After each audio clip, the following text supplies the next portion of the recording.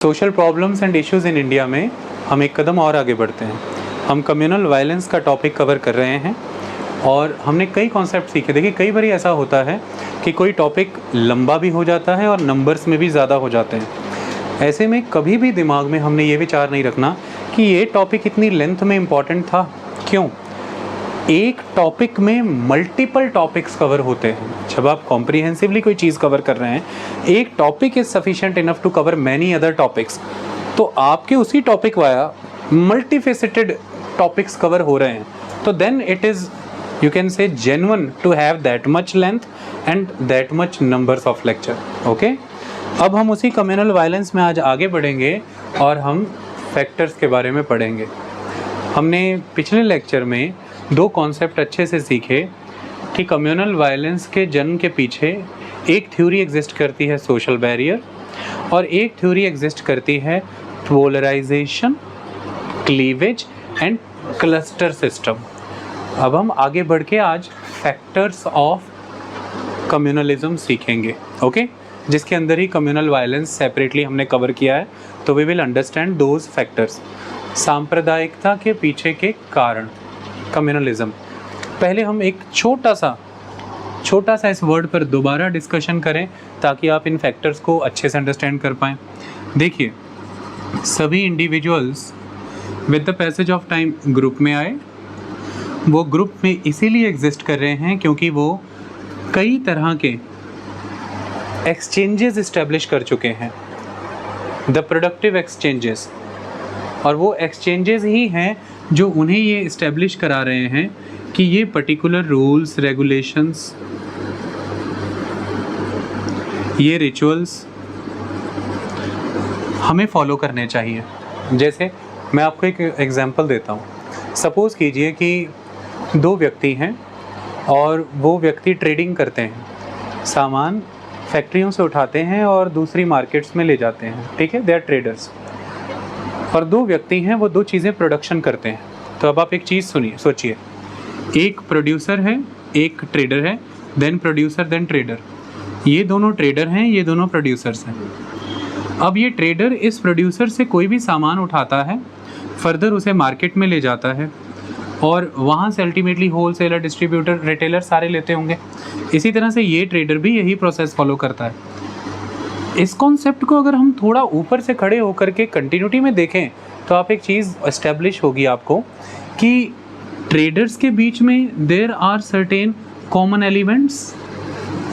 Trader एक common format follow कर रहे होंगे, आप ऑब्जर्व करिए। ट्रेडिंग नेटवर्क्स उन्होंने डेवलप किए होंगे, ट्रांसपोर्ट के लिए चालान बनाए होंगे उन्होंने, है ना, transport supply network system create किया होगा। तो एक लॉजिस्टिक सप्लाई होगी, एक नेटवर्क सिस्टम क्रिएट किया होगा, मार्केट से खुद को जोड़ा होगा, अपने बंदे वहाँ पर खड़े किए होंगे जिनको मिडल मैन को जाके सामान देना है। There are many things. You will observe the traders, जब ट्रेडर से बात करेंगे सिमिलर सी बातचीत सुनेगी, सिमिलर सा बिहेवियर दिखेगा उनका, सिमिलर से फॉर्मेट फॉलो करते दिखेंगे।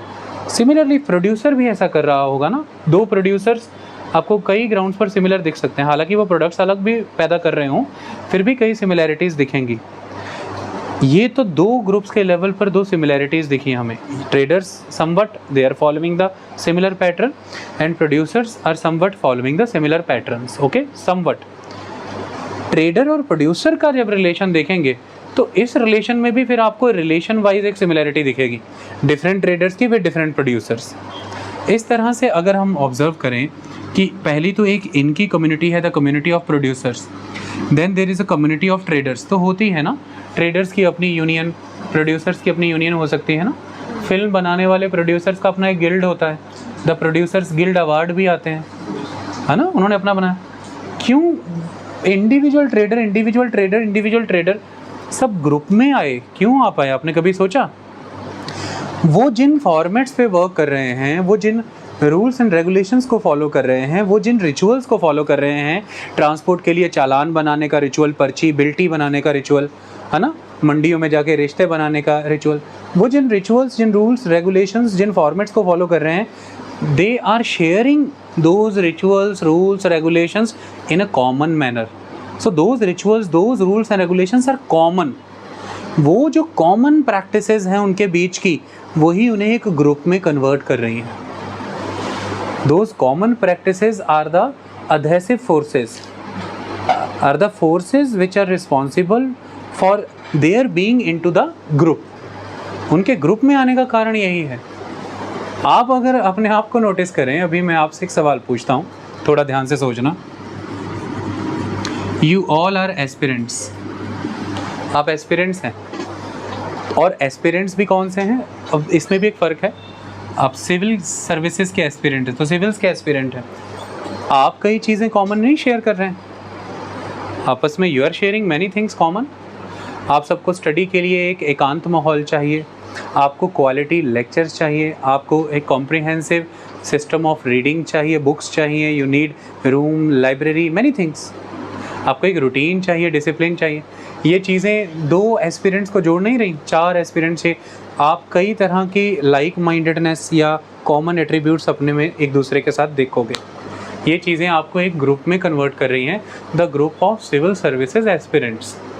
इसी तरह से it is the group of traders, it is the group of producers, then there will be a group of artist, there can be many groups, है कि नहीं? तो इंडिविजुअल जब ग्रुप में आते हैं, वो कई तरह के एक्सचेंजेस इस्टेब्लिश करते हैं, लॉजिकल एक्सचेंजेस, एक दूसरे के साथ कई तरह के संबंध उनके होते हैं, और ये जो एक्सचेंजेस हैं इन्हें रेगुलेट कर रहे होते हैं, और इनके एग्जिस्टेंस में आने का कारण जो है इन एक्सचेंजेस के, वो कई तरह के रूल्स, रेगुलेशंस और रिचुअल्स होते हैं, and that is exactly that cementing force between them. वो इसीलिए जाने जा रहे हैं ग्रुप में। अगर मैं थोड़ी देर के लिए इनका नेचर चेंज कर दूं, जैसे उदाहरण के तौर पर ये जो 1 2 3 पर्सन 4th, ये अच्छा ट्रेडर था, ये बाकी तीनों भी अच्छे ट्रेडर थे। With the passage of time क्या हुआ, इसने ट्रेडिंग छोड़ दी है, और ट्रेडिंग छोड़ने के बाद इसकी उम्र है समवेयर अराउंड 26-27। इसने ट्रेडिंग छोड़ दी, इसे रियलाइजेशन हुई कि इसे एक अच्छा राइटर बनना है। इसको फील हुआ कि मुझ में ये टैलेंट है। इसने 3-4 साल अपने स्किल डेवलपमेंट पे लगाए और ये राइटर हो गया। आप मानते हैं कि ये इस ग्रुप का हिस्सा रह पाएगा? अब ये राइटर है, अब ये ट्रेडिंग ग्रुप से खुद को अफिलिएटेड नहीं पाएगा, क्योंकि इसकी अफिनिटी नहीं है अब उस ग्रुप के साथ। ये उनके साथ उठ बैठ नहीं पाएगा, इसकी बातें उनसे मैच नहीं कर रही, इसकी नीड्स उनसे मैच नहीं कर रही, इसकी आउटपुट्स उनसे मैच नहीं कर रही। इसे अब राइटर्स का जो ग्रुप है उसका मेंबर बनना है। राइटर्स कैसे थॉट प्रोसेस डेवलप करते हैं, कैसे इमेजिनेशंस आती हैं, कौन से कॉन्सर्ट्स वो अटेंड करते हैं क्रिएटिविटी को इन्हांस करने के लिए, वर्कशॉप्स कहाँ पे लगाते हैं, रहने सहने का प्रबंध, सारा मतलब इसको अपने आप को स्ट्रेंथन करने के लिए उस ग्रुप का हिस्सा बनना है, क्योंकि इसे बेटर मैनर में इंफॉर्मेशन उसी ग्रुप में जाके गैदर होंगी, इसे बेटर लाइफ चांसेस उसी ग्रुप का हिस्सा बन के मिलेंगे, इसे बेटर एक्सपोजर उस ग्रुप का हिस्सा बन के मिलेंगे। तो ये चाहेगा कि मैं ऐसी किसी कम्युनिटी को ज्वाइन करूं, मैं ऐसे किसी ग्रुप को एनरोल करूं। तो ये उस कई बारी पेंटर्स अक्सर एग्जीबिशंस में बहुत जाते हैं, क्योंकि उन्हें एक लाइक माइंडेड सा एक ग्रुप मिलता है अपना, जिसमें वे फिर उन्हें पता लगती हैं कि वर्ल्ड लेवल पे कहाँ कहाँ वर्कशॉप्स होती हैं एनुअली, उसके लिए क्या क्या स्कॉलरशिप्स ऑफ़र होती हैं, क्या क्या प्लान्स हैं। जब तक आप उसका हिस्सा ही नहीं है तो आपको पता, घर बैठे क्या पता लगेगा। ऐसे में इसका ग्रुप चेंज हो गया, क्योंकि इसका काम बदल गया। काम बदलने का मतलब इसकी ज़रूरतें बदल गई, इसकी आउटपुट चेंज हो गई, इसकी सारी नीड्स सब कुछ चेंज। अब वो जहाँ पर ऐसी चीज़ें सिमिलर हो रही हैं, ये उस ग्रुप का हिस्सा है। इसकी लॉयल्टी, इसकी जो भी सपोर्ट है वो उस ग्रुप को होगी, क्योंकि अब उस ग्रुप में जो कॉमन चीज़ें हैं, जो रूल एंड रेगुलेशंस हैं, जो रिचुअल्स हैं, अब वो उन्हें जोड़ रहे हैं आपस में। तो कोई भी ग्रुप में ये इमेजिन कर लेना ये होगा। ग्रुप का मीनिंग ही यही है ना भाई। यंगस्टर्स का 10वीं 11वीं वालों का, बच्चों का अपना पीयर ग्रुप है, दे हैव देयर सर्कल। किस कारणों से? उन सब का बातचीत, उनकी लैंग्वेज देखना चैटिंग पे कभी, उनकी लैंग्वेज का मैनर, उनका बातचीत का तरीका, उनका रिस्पॉन्स सिस्टम, उनका घूमने फिरने के लिए जो स्पॉट्स आइडेंटिफाई किए उन्होंने, और ग्रुप का हिस्सा बने तभी तो वो बता रहा है, हे बड़ी नया स्पॉट है, पता है जाना है, कैसे उधर फ्रीक करेंगे।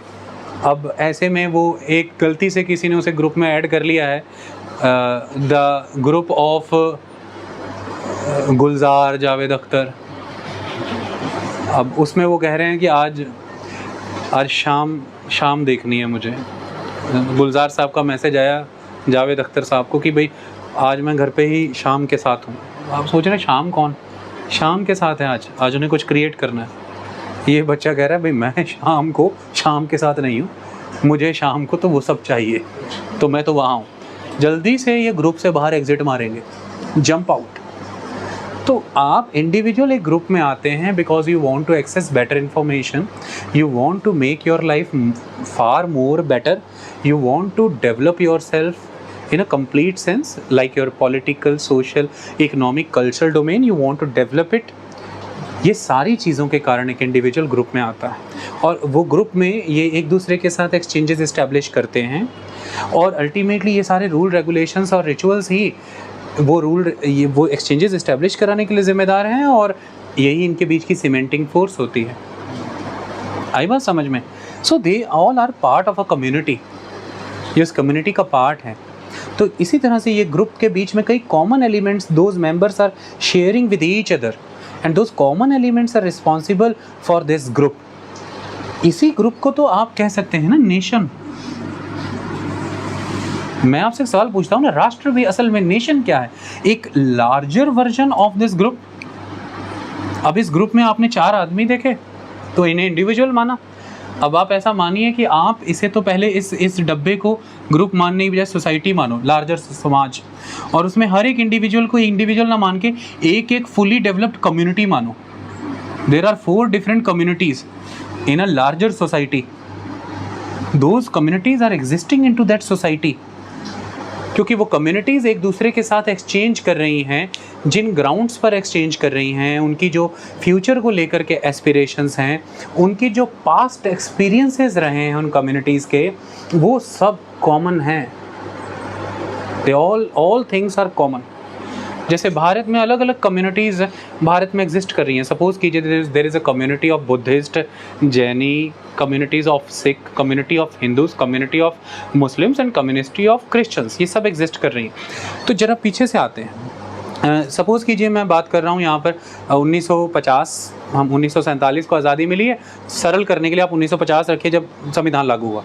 अब 1950 से मैं पीछे जाता हूँ 1900, 1800, 1700, 1600, 1500, ऐसे 1000 AD पे आ जाता हूँ। 1900 से 1000 से लेके 1900 के बीच में, इन 900 वर्षों में, इन 900 ईयर्स में, ये सभी डिफरेंट कम्युनिटीज़ जिनका मैंने अभी नाम लिया, इन सभी डिफरेंट कम्युनिटीज़ ने क्या एक कॉमन पास्ट एक्सपीरियंस नहीं किया है? आप मुझे बताइए। और वो कॉमन पास्ट एक्सपीरियंस क्या था? The one common element of Indian society, Indian society का one common element, that is tolerance. It is the basic trait of Indian society, सहिष्णुता, टॉलरेंस। अपने से जुदा किसी विचार को, अपने से जुदा किसी रीति रिवाज को, अपने से जुदा किसी मान्यता को देखना, एग्जिस्ट करने देना, सम्मान देना, वजूद में आने देना, स्वीकार करना है, ऐसा टॉलरेंस नहीं। ऐसा नहीं कि आप यू आर हिंदू कम्युनिटी और आपको इस्लाम के रीति रिवाज अपनाने हैं, या यू आर मुस्लिम कम्युनिटी तो आपको हिंदू के रीति रिवाज नहीं। You are Hindu and you're happy कि they have their rituals and I am having tolerance to accept their rituals on this land. It is not to adapt to those rituals, no. It is like to extend the space that I am ready to accept these rituals on this land. This land belongs to both of us. This is the feeling of tolerance, सहिष्णु भाव।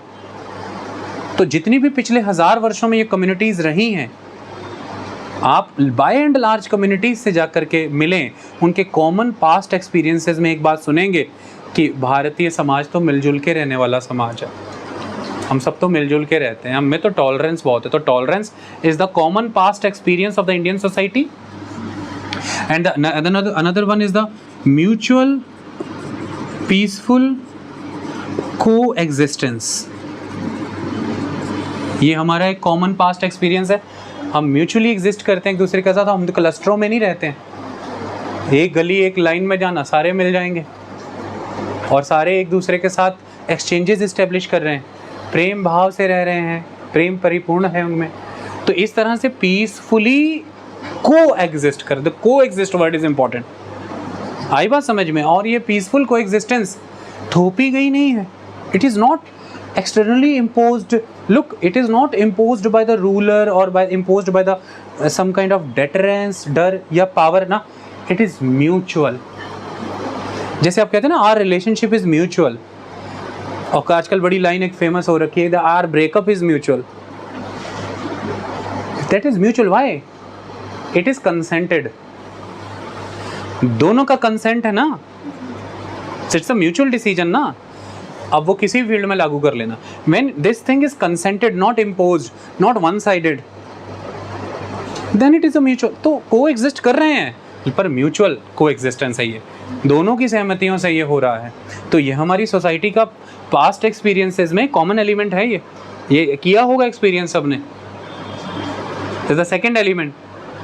Third element is cultural exchanges, the fusion of culture. आज हमारी भाषा, हमारे पहनावे, हमारे त्यौहार, हमारा खान पान, हमारा म्यूज़िक, हमारी पोइट्री, लिटरेचर, पढ़ो तो सही, कहीं हमारे लेक्चर लगाओ art and culture, heritage and culture के, तो पता लगे कि फ्यूजन किसे कहते हैं। तो कल्चरल एक्सचेंजेस आर रिस्पॉन्सिबल। आप अमूमन ही कह देते हैं आज की कभी आइए दावत पे हमारे घर। लोग ये शब्द दावत किस भाषा का शब्द है? आपने कभी विचार भी नहीं किया होगा, इतनी टेंशन ली भी नहीं होगी, है कि नहीं? क्या मसला क्या चल रहा है आपका? ये मसला शब्द, यार आजकल वक्त ही नहीं मिलता, ये वक्त शब्द, ये क्या आपने बड़ी मेहनत करके अपनी बॉडी में डाला? ये संस्कृति में है हमारी, ऐसे ही ये बन गया, हो गया बस। तो ये जो एक्सचेंजेस इस्टेब्लिश होते हैं, तो उन एक्सचेंजेस की वजह से फ्यूजन होता है। तो कल्चरल फ्यूजन्स हैं आज। आप देखिए खाना पीना, देखिए जरा पूरे भारत भर का कितना फ्यूज हो रखा है एक दूसरे में, कितना घुला मिला है, रल मिल के एक कल्चर पैदा हुआ। ये हमारा कॉमन एक्सपीरियंस है पास्ट का। तो fraternity, equality, humanity, peaceful coexistence, mutual exchanges, fusion, ये हमारे भारतीय संस्कृति के कुछ लक्षण हैं जो सभी कम्युनिटीज़ ने एक्सपीरियंसेस किए हैं कि हाँ ये हमारी एक कॉमन सोसाइटी के ट्रेट्स हैं। जो भी इन ट्रेट्स को इम्पैक्ट करना चाहेगा, हमें ये फील होगा कि ये बाहरी है, ये बंदा हमारी सोसाइटी के बाहर, ये एलियन है। तो पोर्तुगीज़ इंडिया आए और उन पोर्तुगीज़ों ने साउथ इंडिया में ख़ास तौर पर बहुत रिगरस, सबसे पहले यूरोपियंस में पोर्तुगीज़ आए, याद रखिएगा। तो बड़े रिगरस रिलीजियस कन्वर्जेंस करने शुरू कर दिए। इंडियन सोसाइटी को ये टॉलरेट नहीं हुआ कि this is not the way of life of India, ये भारत का जीवन जीने का सलीका ऐसा नहीं है कि जो तुमने ये जो इतनी तेज़ी से धर्म परिवर्तन कर दिए, वो भारतीय लड़कियों से शादियाँ करनी शुरू कर दी, रिलीजन कन्वर्जन। पुर्तगालियों को भारत से उखाड़ फेंकने का एक मुख्य एलिमेंट ये बताया जाता है, क्वेश्चन आता है यूपीएससी में कि क्या क्या फैक्टर्स बने कि पोर्तुगीज़ इंडिया में टिक ना पाए। This is one of the main reason कि उन्होंने रिलीजियस, इसलिए बड़े शांत और नर्म रहे अंग्रेज कि धर्म परिवर्तन नहीं करना। इसलिए पहले शुरुआत में 1813 तक तो ब्रिटिश ईस्ट इंडिया कंपनी के जर्नैलों ने बहुत एफर्ट किए हैं ब्रिटिश क्राउन को मनाने के कि मिशनरियों को पहले तो अभी मत भेजो, और भेज रहे हो तो समझा के भेजो कि कल्चरल डोमेन में ज़्यादा इंटर ना करें इंडियंस की, धर्म परिवर्तन वैसे कांड ना करें। अभी कंपनी नई नई सेट हुई है, अगर इंडियंस का आ गया विरोध तो फिर हमें उखाड़ के फेंक देंगे लोग, क्योंकि हमारी जो सोसाइटी के जो कॉमन एलिमेंट्स हैं उनमें आप अपनी मान्यता, आपकी मान्यता है, अच्छी बात है, आपकी विचारधारा है, आप मानिए, अतिथि देवो भव, हम आपको स्वीकार करते हैं, आइए कोई बात नहीं। लेकिन आप उसे थोपेंगे, व्यक्तियों को दंड देंगे, उनका धर्म बदलना चाहेंगे, परिवर्तन करना चाहेंगे, प्रलोभन देंगे, ये हमारी संस्कृति का हिस्सा नहीं है, ये हमारे समाज का हिस्सा नहीं है। हमारा समाज आपको स्वतंत्रता देता है कि स्वयं विवेक से, अपनी खुद की कन्विंस्ड थिंकिंग से, जो कि रैशनल और लॉजिकल हो, प्रेशराइज्ड या लालच में ना हो, अगर आप कोई मत अपनाना चाहते हैं, कोई पंथ अपनाना चाहते हैं, you are free to go, constitution will give the protection, क्योंकि सबको अपना वे ऑफ कंसाइंस डेवलप करने की आज़ादी दी है कॉन्स्टिट्यूशन में। अपने ईश्वर से जुड़ने का अपना ढंग हो सकता है आपका, लेकिन दूसरी तरफ हमारा संविधान धर्म परिवर्तन को लीगल नहीं मानता। आप अगर किसी का धर्म परिवर्तन इस रूप में कर रहे हैं कि भाई आपने खेमा लगा रखा है या आपने एक प्लेटफॉर्म बनाया कि आओ मास कन्वर्जन यहाँ करेंगे, ऐसा आप पे पुलिस कार्रवाइयाँ होंगी। अखबारों में खबरें सुनी होंगी कि धर्म परिवर्तन कर रहे थे 100 लोगों का पकड़ के अंदर डाल दिए। देखो कितनी नाजायज चीज़। मैं यहाँ खड़ा हूँ, मैं जा रहा हूँ ऐसे, कोई पूछ रहा है क्या कहाँ जा रहे हो, बस ये विश्वास अपनाने जा रहा हूँ।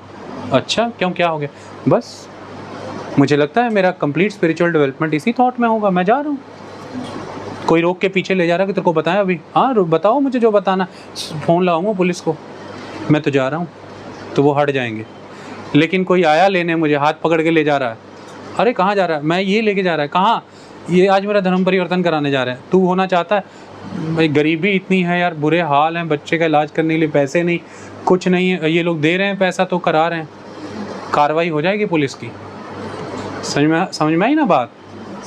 मतलब आपका संपूर्ण विकास हो, इसके लिए तो आपको अनुमति है कि आप किसी विश्वास मत पंथ में जाइए, लेकिन कोई लेके जा रहा है, आपकी मजबूरियों का फ़ायदा उठा रहा है, तो वो तो उस पर कानूनी कार्रवाई होगी। क्यों होगी? क्योंकि हमारी सोसाइटी ने ही सोसाइटी चलाने के लिए लॉज बनाए होते हैं ना। द इंडियन स्टेट, उसने ये नियम बनाया है ना कि इंडियन सोसाइटी का बेसिक नेचर ही नहीं है कि इसमें धर्म परिवर्तन किए जाए, क्योंकि फिर वो सारे कॉन्सेप्ट ही झूठे हो गए ना। तो इसलिए सोसाइटी ने फिर लॉ बनाया, कहते ना यहाँ नहीं चलता, ये इसको नहीं चलाना। तो इस वजह से being different communities of Indian society, we have shared a long history of common elements. हमारे इतने लॉन्ग कॉमन एलिमेंट्स, और हम इन्हीं एलिमेंट्स के साथ आगे फ्यूचर भी एस्पायर कर रहे हैं कि भविष्य का भारत ऐसा ही होगा, और भविष्य का भारत ऐसा विकसित होगा, एक स्वतंत्र भारत होगा, एक आज़ाद भारत जैसा, एक भारत जिसमें सबको समान अधिकार होंगे, एक भारत जिसमें सबको पॉलिटिकल सोशल इकोनॉमिक जस्टिस मिलेगा, एक भारत जिसमें भाईचारा होगा। जितनी बातें प्रियम्बल में लिखी हैं, आप किसी व्यक्ति से पूछना आप अपने लिए ऐसा ही भविष्य देखोगे, तो वह कहेगा मैं ऐसा ही भविष्य देखता हूँ, मेरे समाज में ही ये भविष्य संभव है। तो हमारे फ्यूचर एस्पिरेशंस कॉमन हैं, हमारे पास्ट एक्सपीरियंसेस कॉमन हैं, हम नेशन कैसे नहीं होते फिर? तो बीइंग अ सोसाइटी हम एक नेशन है, हम एक राष्ट्र हैं। हमें यह एहसास कराया हमारे फ्रीडम फाइटर्स ने कि तुम सिर्फ कम्युनिटियों में बटा हुआ कोई ऐसा लूजली ऑर्गेनाइज्ड समाज नहीं हो, तुम्हें पता भी नहीं है तुम एक राष्ट्र हो। अपने अंदर के इन कॉमन एलिमेंट्स को फील करो, तो ये पता लगवाए गए हमसे। तो कम्युनिटी से पूछा गया, इस कम्युनिटी से पूछा, इस कम्युनिटी से पूछा, अलग से पूछा, इस कम्युनिटी से सपोज करो महात्मा गांधी ने पूछा, इस कम्युनिटी से सपोज करो बाल गंगाधर तिलक ने पूछा कि अगर तुम्हारी मान्यताओं को, तुम्हारे विश्वास को, धर्म को अभी कोई डोमिनेंट कम्युनिटी कुचल दे, तुम्हें स्वीकार है? नहीं स्वीकार है। तुम किसी और को कुचलना चाहते हो, जब मैं नहीं चाहता मेरी कुचली जाए, तो मैं किसी को नहीं कुचलना चाहता। तुम क्या चाहते हो? वो अपनी मान्यताओं को माने, मैं अपनी को, और हम सब मिलजुल के रहें। कहते ठीक है जाओ। इससे अलग से ये सवाल पूछे, सेम दोनों के जवाब आए, दोनों को इकट्ठे किया, कहते तुम दोनों से ये सवाल पूछे गए थे, ये तुम दोनों के आंसर है, मिला लो, कॉमन है, तुम्हें पता भी नहीं है, लेकिन तुम्हारे बीच कई सीमेंटिंग फोर्सेस हैं जो कॉमन है। तुम अननोइंगली एक प्रैक्टिस फॉलो कर रहे हो जो एक सोसाइटी का नेचर है, एक संस्कृति की प्रकृति है वो, और वो है टॉलरेंस। तुम ये कर रहे हो। अब आप कहोगे सर मतलब हमने ऐसे ऐसे एपिसोड देखे, आक्रांता, ये हर इस सोसाइटी में गुंडे नहीं है। हम अपनी सोसाइटी को क्या कहते हैं? हम अपनी सोसाइटी को कहते हैं पीस लविंग। तो रोज़ दिहाड़ी तो स्नैचिंग, गला काट, तलवारें, किरपाने, लड़ाइयाँ नहीं होती। यही चीज़ हमारी सोसाइटी का नेचर तय कर देगा। अब आपको कोई फॉरेन में जब ये कहता है कि एवरी डे आपकी सोसाइटी में ये सब होता है, आपका तो देश ही ऐसा, तो आप कैसे गुस्से में आते हो कि यही दिख रहा है आपको? सिर्फ देश ऐसा नहीं है, there are events, there are incidents, हम कंट्रोल कर रहे हैं। आप अपने कंट्री को नहीं कहते हैं कि our Indian nation is a welfare nation, Indian state is a welfare state, yet there are cases of corruption. तो कभी आप ऐसे लिख के आते हो ऐसा, Indian nation, Indian state is a corrupt nation, corrupt state, and this is what the principal given in the constitution? ऐसा तो नहीं है। Welfare policies, welfare is the nature of the state ना, and then there is a corruption. तो इसलिए तो corruption illegal है ना भाई। अगर वो वैल्यू सिस्टम होता देश का तो वो लीगल होती ना। आपको बचपन से ट्रेनिंग दी जाती करप्ट बनने की कि बेटे जब टमाटर की रेडी पे जाना है, हाथ की सफाई ऐसे चलानी है, तुझे अव्वल दर्जे चोर बनना है। लेकिन आपको क्या बताया जाता है बचपन में? तो यही सिखाती होगी हर माँ की, रख सामान, रख उसका रेडी पे वापस, चोरी कर रहा है, गलत बात, पाप नहीं करनी। हमारा एक कमिटमेंट होता है भाई, इंडियन कम्युनिटीज़ ने एक सोसाइटी बना के एक कमिटमेंट किया है कि इंडियन नेशन वेलफेयर ओरिएंटेड होगा। हाँ अब है करप्शन, करो ठीक, उसे तुम्हारी जिम्मेदारी करो, अपने अपने गिरेबान में झांक के कर लो, ठीक हो गई करप्शन, ठीक, क्योंकि तुम समझ क्यों नहीं पा रहे हो, इंडिविजुअल ग्रुप में आता है, ग्रुप से कम्युनिटी बनती, कम्युनिटी से सोसाइटी बनती है, सोसाइटी करप्ट है, तो करप्ट कौन है? इंडिविजुअल्स। भाई तुम मत करो ना, तुम नहीं स्कूटियां चलाते जब तुम्हें लाइसेंस भी नहीं इशू हुआ होता, और ऐसे में जब वो रोक लेते हैं पुलिस वाले, तो अंकिल अंकिल आज छोड़ दो अंकिल, अंकिल चाचा से बात करने के बाद ही छोड़ते हैं, चाचा जिले के हो सकता है लोकल थाने में एसएचओ हो, फिर अंकिल की मदद चाचा ने की है तो अब अंकिल भी चाचा से कभी मदद कराएंगे, फिर ये मददों का दौर चल गया, भाई भतीजावाद हो गया, खत्म कहानी। तुम ही 100-200 रुपये देकर के सिग्नल से निकल जाते हो, तुम ही चौड़े चौड़े अलॉय डला करके पुलिस वाले से चालान से बचते हो, तुम ही विंडशील्ड को काली करके घुमाते हो गाड़ियाँ। देखो जब हम ये कहते हैं देश में बड़ी करप्शन है, बोल किसे रहे हो यार? मुझे तो खुद हैरानी होने लगी थी, किसको कह रहे हैं ये लोग? अपने ही आपको कह रहे हो शीशे के सामने खड़े होकर के। हम अगर शिक्षा प्रॉपर ले लें, जागरूक हो जाएं, अपने कार्य ईमानदारी से करें, तो फिर कहाँ है करप्शन? मुझे फिर करप्ट आदमी, अभी आप सारे यहाँ पर पढ़ने वाले हो, सारे टेस्ट तैयार करके आओ एकदम ओके रिपोर्ट। जिसका आज टेस्ट तैयार नहीं है ना, आप जरा उसके स्टेथोस्कोप लगा के चेक कर लेना, उसके तो सांसें लेनी मुश्किल हुई पड़ी है, उसका तो जीना मुश्किल हुआ पड़ा है। तो सोसाइटी अगर एजुकेटेड है, अवेयर्ड है, अवेकंड है, अधिकारों पे चलती है, संस्कारों पे चलती है, तो करप्ट व्यक्ति का दम तो वैसे ही घुट जाएगा, कैसे सर्वाइव कर लेगा? लेकिन हम सब मिलीजुली भगत से चलेंगे, समझौतों से चलेंगे, अंकिल फ़ोन कर देंगे, ड्राइविंग लाइसेंस अप्लाई करने गई है बच्ची अपनी, अंकिल का फ़ोन पहले ही पहुंचा हुआ है, कोई टेस्ट नहीं हो रहा, कुछ नहीं हो रहा, आरटीओ ने काम खत्म, रफा दफा। दिस कल्चर ये ग्रास रूट लेवल पे काम करता है, हमें वहीं से इसे करप्शन को करेक्ट करना होता है, बट हम उधर नहीं जा रहे। मैं ये समझा रहा हूँ कि आप कभी कंफ्यूज हो जाएंगे कि सर अगर हमारी सोसाइटी के बारे में आप ये बोलते हैं कि इसमें टॉलरेंस है, इसमें पीसफुल कोएग्जिस्टेंस है, तो तमाम दंगे देखे हमने, कम्युनल वायलेंस, ये वो, they are the exceptions, it is not the rule of the society. The rule of the society is tolerance.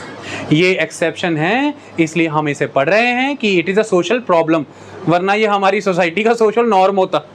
मैं इसे आपको सोसाइटी के सब्जेक्ट में सोशल नॉर्म्स में पढ़ाता कि उस कम्युनिटी से बैर रखना है, मजहब सिखाता है आपस में बैर रखना, मैं ये ना बताता कि मजहब नहीं सिखाता आपस में बैर रखना।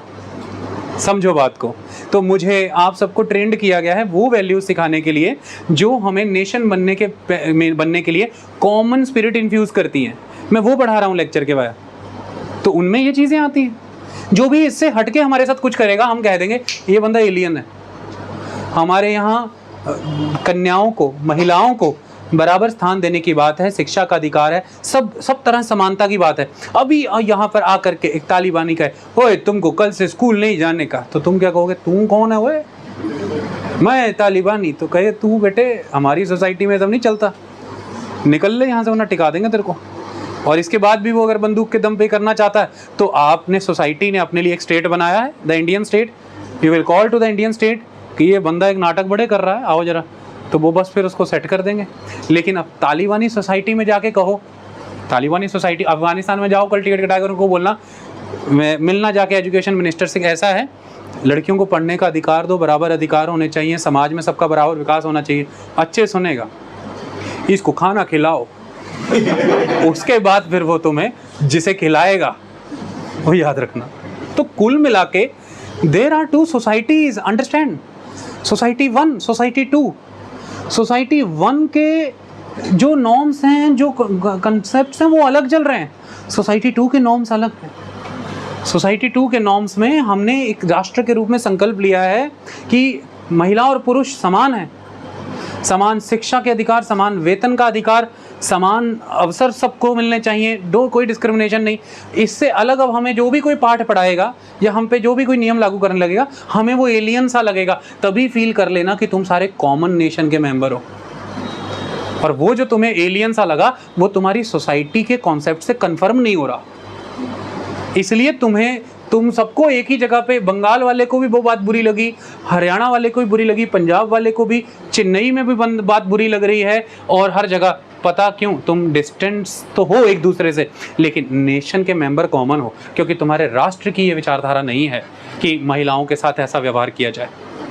इसलिए तुम्हें उस समय जो तुम्हारे अंदर जागा, एकदम से फीलिंग जागी, द फीलिंग ऑफ नेशन, और एकदम से तुम क्या कहोगे, हमारे देश में ये सब नहीं होता। समझ में आई बात? ये नहीं चलेगा, दैट्स ऑल। तुम्हें पता नहीं है, बट बहुत सी कॉमन चीज़ें तुम्हें जुड़े हुई हैं। वही कॉमन चीज़ें तुम्हें एक राष्ट्र का हिस्सा बना रही हैं। तुमने बिना मिले, बिना कोई एफर्ट किए, बिना उनसे जा करके मिले, तुम नेशन के मेंबर हो गए हो। क्यों? क्योंकि तुम्हें तुम्हारे लेवल पे ही बचपन से जो किताबें पढ़ाई हैं, बचपन से जो संस्कार दिए हैं, बचपन से जैसे त्यौहार मनाए हैं, बचपन से जैसे स्कूल में छुट्टियां दी गई हैं, तुम्हारे अंदर वो स्पिरिट हमने इन्फ्यूज़ कर दी है, तुम्हें बिना बताए। और तुम्हें आज ये पता है, तुम्हें पता है कि क्लास में कैसे बैठना है। तुम you are very comfortable. A Hindu is sitting on this chair, adjacent there is a Sikh, adjacent there is a Muslim, behind there is a Jain, they all are living very cordially, they are happy. इसके लिए तुमने कोई effort नहीं किया। क्यों? क्योंकि तुम्हारे blood में ही डाल दिया बचपन से ये करा के, ऐसा एफर्ट्स कर करके कर दिए। आई बात समझ में? ये किसने करने, ये सिलेबस किसने बनाया? टीचरों को ऐसी ट्रेनिंग किसने दी? स्कूल्स को ऐसी कमांड किसने दी? उस राज्य की सरकार ने, जो इंडियन स्टेट है, द भारतीय राज्य, और भारतीय राज्य ने ऐसा क्यों करवाया अपनी सरकारों से?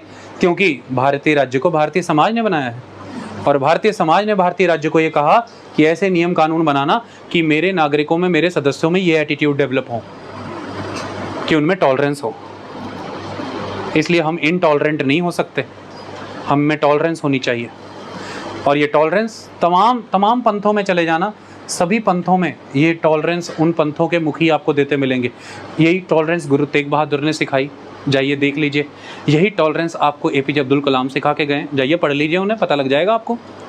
सभी लोग यही टॉलरेंस सिखा रहे हैं। ओके, तो जैसे इस ग्रुप में कुछ कॉमन था तो ये ग्रुप के मेंबर कहलाए, ऐसे ही अलग अलग कम्युनिटी से बना हमारा समाज भी अपने आप में एक ग्रुप ही है। लेकिन हम उसे नेशन क्यों कह रहे हैं? There are certain common things. इसलिए हम इस नेशन के वासी हैं, वो उस नेशन का वासी है। हम इस नेशनैलिटी का हिस्सा है, वो उस नेशनैलिटी का हिस्सा है। हम दोनों की नेशनैलिटी अलग है, वो उसकी नेशनैलिटी अलग है, बिकॉज दैट पर्सन, वो कुर्द लोग जो हैं उनकी नेशनैलिटी अलग है क्योंकि वो कुर्द नेशन का हिस्सा है, हम इंडियन नेशन का हिस्सा है। ऐसे में ही कुर्दों के और आपके विचारधाराओं में अंतर दिख जाएंगे आपको स्पष्ट। बट नेशन टू नेशन भी देयर आर कॉमन थिंग्स, जिसकी वजह से हम एक ग्लोबल कम्युनिटी भी बन जाते हैं। पता है आपको? We are not only individual Indian nation, we are living as a common global community as well. A वैश्विक समुदाय, विश्व स्तर का समुदाय। जैसे मानवता से जुड़े मुद्दों पर सारे नेशन कॉमन वॉइस रखते हैं, तो जब भी मानवता के अगेंस्ट कुछ हो, जैसे आतंकवाद, कैसे सभी nation G20, G7, G4, United Nation कैसे कंडेम करते हैं कि we being this nation we are highly condemning this episode against the brutality against the human. तो there are certain human elements, human grounds, जिसके बेस पे सारे nation भी फिर कॉमन है। कहीं कहीं किसी लेवल पर अगर महिला का रेप हो, देखना एक स्वर में सारे राष्ट्र उसका विरोध करते हैं। ये कहानी। सो बस कॉमन ढूंढते जाना है। जिन ग्राउंड्स पे आप कॉमन हैं वो आपको एक समुदाय बनाता है, एक कम्युनिटी। कुछ कॉमन एलिमेंट्स होते हैं जो आपको एक कम्युनिटी बनाते हैं, क्योंकि कॉमन होके ही आपका विकास होगा। क्योंकि अगर इंटरनेशनल लेवल पर किसी मुल्क में किसी महिला के साथ दुर्व्यवहार हुआ है या बलात्कार हुआ है और आपने स्वर नहीं उठाया एक राष्ट्र के रूप में, आपने इसका विरोध नहीं किया, आपके देशवासी दुनिया में जहां बस रहे हैं कल को उनके साथ ऐसा होगा, आप मॉरल ग्राउंड लूज कर चुके होंगे ऑब्जेक्शन करने की। तो आपका नुकसान हुआ ना, फिर आपके लोगों का नुकसान हुआ ना। और तब आपके लोग पूछेंगे हमारे साथ ऐसा क्यों हुआ, तो उनको बताया जाएगा तुम्हारे राष्ट्र ने आवाज़ें उठानी बंद कर दी थी बलात्कार के खिलाफ, इसलिए वो तुम्हारे लिए आज आवाज़ नहीं उठा पा रहा, इसलिए तुम कमज़ोर से हो गए हो। तो तब तुम अपने राष्ट्र पर दबाव बनाओगे, अपनी सरकारों पर, कि आवाज़ क्यों नहीं उठाते, कंडेम क्यों नहीं करते इन वैल्यूज़ को। तो इसलिए कम्युनिटी मने उस कम्युनिटी का सदस्य बनता है क्योंकि वो देखता है कि समस्त विकास मेरा इसके माध्यम से होगा। आई बात समझ में? ये कहानी है। एक छोटे जन्मे बच्चे के रूप में थोड़ा समय बीत जाने के बाद आप जरूर ये कह सकते हैं, कई बार कोई बच्चे ऐसा स्टेटस डाल देते हैं, मैं करेक्ट करता हूँ उन्हें, कि मेरे जन्म के बाद जाति भी मुझे उन्होंने दी, नाम भी मुझे उन्होंने दिया, सब कुछ मुझे उन्होंने दिया, मेरा क्या है? तो मैं ये कहता हूँ जन्म भी उन्होंने ही दिया बेटे, बर्थ भी तो उन्होंने दिया। तब आप बड़े हो के जब आप खाने पीने लग जाते हैं तब ये बातें बड़ी लगती हैं आपको, बड़ी बड़ी, पता नहीं कौन सुना के जाता है। लेकिन थोड़ी देर के लिए सोचो, तुम्हारा जन्म हुआ, there is a birth, now there is nobody around, no community based on a kind of caste, based on religion, किसी बेस्ड ऑन लैंग्वेज, किसी कम्युनिटी से भी तुम घिरे हुए नहीं हो। बन जाना मोगली, फिर ना लैंग्वेज आएगी ना स्क्रिप्ट आएगी, ना उठने बैठने का व्यवहार, ना पता लगेगा कि ऐसे चावल पकड़ते हैं कि ऐसे पकड़ के खाते हैं, पता नहीं कुछ, पता नहीं खाना कैसे, पता नहीं कलम कैसे पकड़ते हैं, किसने सिखाया? तुम्हारी कम्युनिटी ने सिखाया। और वो कम्युनिटी जो कि कई ग्राउंड्स पर कम्युनिटीज हैं। एक कम्युनिटी जो तुम्हारी क्लैन सिस्टम पर बेस्ड हो सकती है, तुम्हारा शरीका, फिर एक कम्युनिटी लार्जर कम्युनिटी जो तुम्हारे कॉमन रिलीजन पर बेस्ड है। तुम मंदिर, गुरुद्वारे, गिरजाघर, दरगाहों पर जाते रहे, मस्जिदों में, उन्होंने तुम्हें सलीका सिखाया कि वंदना किसे कहते हैं, सजदा क्या होता है, सम्मान किसे कहते हैं, ईश्वर से डर, खुदा से डर, अन्याय ना कर। समझ में आई बात? तो मतलब ये कहना आसान है कि हमें ये भी उन्होंने दिया, हमें ये भी उन्होंने दिया, ये भी उन्होंने दिया। क्या गुनाह किया भाई देके? तुमने सीखा ही गलत गलत है तो अब तुम ये कह रहे हो, या तुम्हें सुनने में ही गलत गलत चीज़ें आ रही हैं, या तुम देख ही गलत गलत रहे। तुम सही चीज़ का चुनाव कर लो ना, तुम चुन लो, कर लो चुनाव, सही दल का चुनाव। तुमको किसने मना किया? तुम्हारे सामने दो किताबें हैं भाई, एक किताब तुम्हें क्रिमिनल बनना सिखाती है, एक तुम्हें सात्विक बनाती। तुम चुन लो, चुनाव कर लो किसका करना। तो मेन एलिमेंट इज कि बिना जाति प्रथा व्यवस्था को समझे हुए उसकी एट्रॉसिटीज को आप तभी समझेंगे जब आप पहले जाति व्यवस्था को समझेंगे।